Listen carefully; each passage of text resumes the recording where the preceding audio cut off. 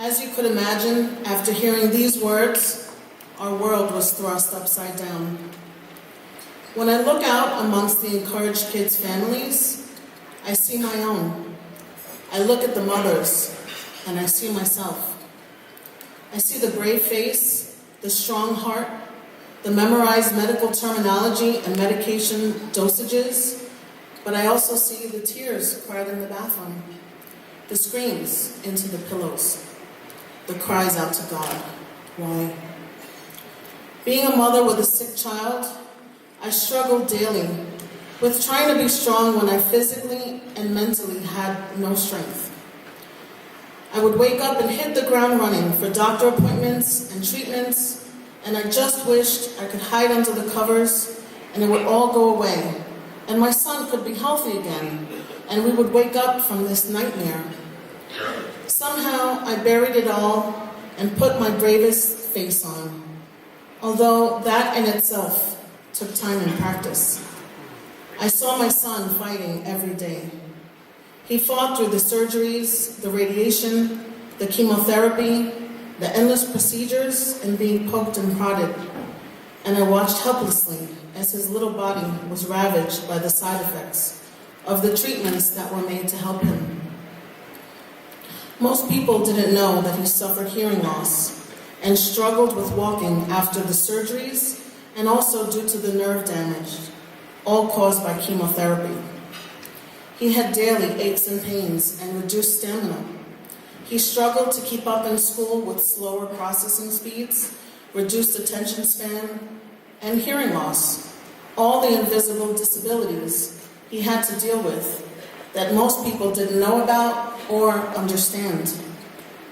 But he fought with smiles, with basketball, goofing around with his big brother, playing guitar, with video games, trips to Florida, play dates with his best friends, with school, and taking tests, and riding his bike and playing with his puppies. If he could endure all of this and fight with the brightest smile and spirit, why couldn't I? At some point, your way of thinking changes. Instead of thinking, oh, woe is me, you scrape and fight for any sliver of happiness in between all the hardships, and you hang on to them with all your might, and you look to your brave, beautiful boy and follow his lead, because all he cares about is being a little boy. And I turned my focus outward and realized what was truly important. And that's when we knew that it was only trying to keep things as close to normal as possible that would help us move forward. One of the things that helped us do this was enCourage Kids. We were introduced to them through the social worker at the hospital. She told us of their Escapes program, which offered fun family local outings. At first, I couldn't understand the importance or the need for these outings they provided for their families. But as months passed and we spent more and more time in the hospital, we started to feel very alone, even isolated. So I reached out to them. And what we got back was a sense of belonging and community and so much more. Through the program, we were able to take a welcome and much-needed break from the hospital procedures and just focus on each other and having fun together. As a family with a sick child, we were taking trips to the hospital 3 to 5 times a week. And as you could imagine, the mounting medical bills and the cost of meals, gas, tolls, and parking. The enCourage Kids Escapes program gave us access to shows, the circus, day outings, and other things we would never have been able to take part in due to our strained financial situation.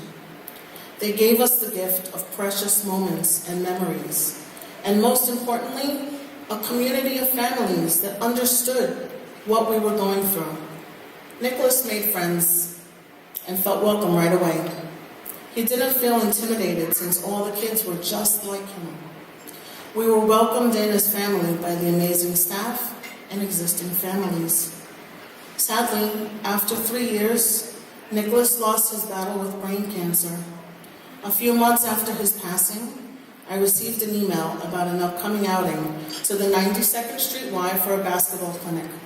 We had attended this event for 2 years in a row, and it was both Nicholas's and his brother Xavier's favorite event. My son Xavier and I decided to inquire about volunteering because we had felt we had become part of the family and wanted to continue being involved. Since then, Xavier and I have become regular volunteers. We have found it to be a special way to bond and even heal, but especially be a part of something bigger than ourselves. We see these families and we know that we are them and they are us. And the smiles these programs bring them brighten our lives just as much as it does theirs. Thank you, enCourage Kids Foundation.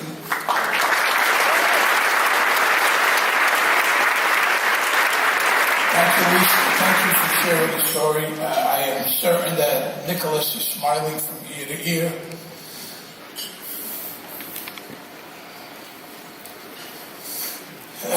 You and your family are incredible.